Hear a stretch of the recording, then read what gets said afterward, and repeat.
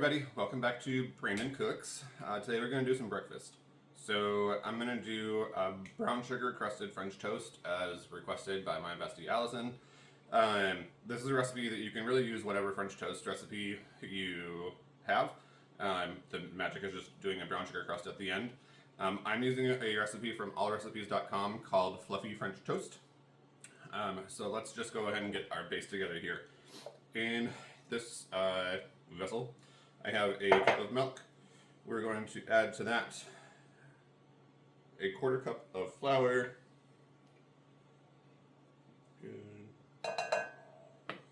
A pinch of salt, so I don't know how much. Great. 3 eggs. A half teaspoon of ground cinnamon. Great. We're going to do a teaspoon of vanilla. This is my homemade vanilla. If you know, you know. One of those things that seems super impressive to everybody around you, but is actually super simple. And then a tablespoon of white sugar. So you can go like this. Beautiful. Okay, great. Alright, from here you kind of whisk it together, or I got one of these cordless KitchenAids. That's like my new favorite kitchen gadget. I have my stand mixer as well that has its place. But for stuff like this, just something simple is nice. So we're going to get this all nice and frothy and mixed. And I will meet you back when we're ready to just make some French toast. Okay, so now we're making our French toast. I'm using an electric skillet just because it's easier for these purposes. I have it around a little under 300. I'm actually going to move that down to about 250. We got one piece on. I'm going to do another. It just goes in. I'm using the Sara Lee Artisanal bread. I like a thicker type of bread. You can use whatever you like, but I would just make sure it's like thicker, not a super thin slice. And then it's going to go on. Okay, I'm going to go wash my hands. We're just going to cook this until they're about done on both sides, and then I will be back. Okay, so my French toast has been cooking. I'm going to start sprinkling brown sugar. This is just light brown sugar. On top of both of my pieces that I've already flipped once. However, I'm going to turn my heat way down. I've done this before where I had the heat too high. Usually I'm on the stove, but I'm just using this for now. I've done it before where the heat is too high and the sugar burns.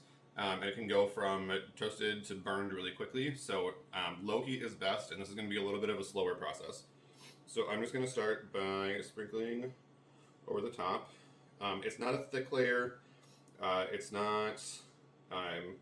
like I try to do a crust to crust type thing, but I'm not looking to get like every square inch covered because the brown sugar is going to melt and kind of spread out. So that looks good for that one. This one, we're going to go this way. And then when I'm ready for my toast to flip again, I'm going to do the same thing. So I'm going to turn it over, and then I'm going to sprinkle powdered or brown sugar on the other side. So this one is probably ready. And I did spray my cooking skillet before this. I could use a little more on that side, so I'm going to wait on this side because it's not great to go back now. But again, it's fine. We're just making the top crispy. So I'm going to go just again, sprinkle. On this side that's warm, the brown sugar is already going to start melting, while the other side is caramelizing and getting gooey and all the things. So again, we're just going to go slow. I'm going to come back with you when we're about done so you can see how the brown sugar is ready to go. But essentially, when you see the brown sugar kind of start to seep from the edges, that's about when it's time to flip over. Again, you don't want to leave it on there for too long because it can burn or turn hard. But you also want to flip it too early because then it's not going to caramelize and do its magic. So I'll come back with you and I'll show you what it kind of all looks like at the end. See you soon. And welcome back again. Here is our finished brown sugar crusted French toast. Obviously you'll get more color if you let it cook before you put the brown sugar on than I did on the one piece, but hey, it still looks good. So instead of diving just right in, I want to give a couple of things that I learned. It's been a while since I've made this. It's pretty indulgent, so I don't make it super often. And again, I usually do it on the stovetop. So things that I should have realized that I just didn't think about with the electric skillet. It worked, but I did have to turn the heat back up to about 250 in order, actually about 240, 230, in order for the sugar to get caramelized like I wanted to. But The thing with an electric skillet, it's not a constant heat, and so the skillet is warm always, but when it's not actively producing heat, the sugar is not going to caramelize as much. So something like a stove where you have constant active heat is going to be more helpful than that.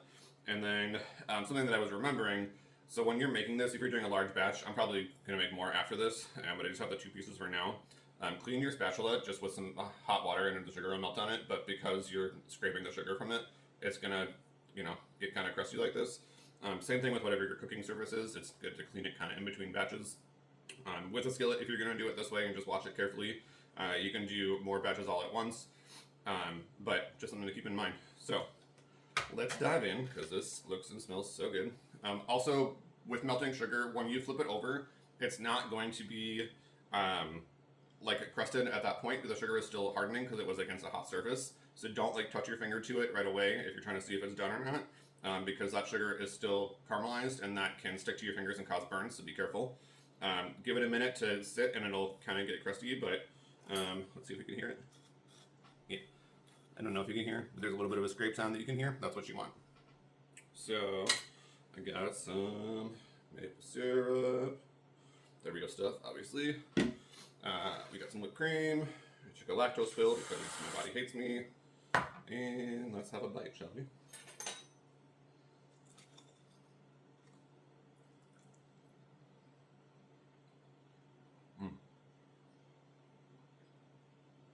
Crispy and light and sweet, indulgent, but not overly so. Give us a go for your next weekend breakfast. Give yourself a treat. We'll be back sometime soonish for another episode of Brandon Cooks. Have a great day.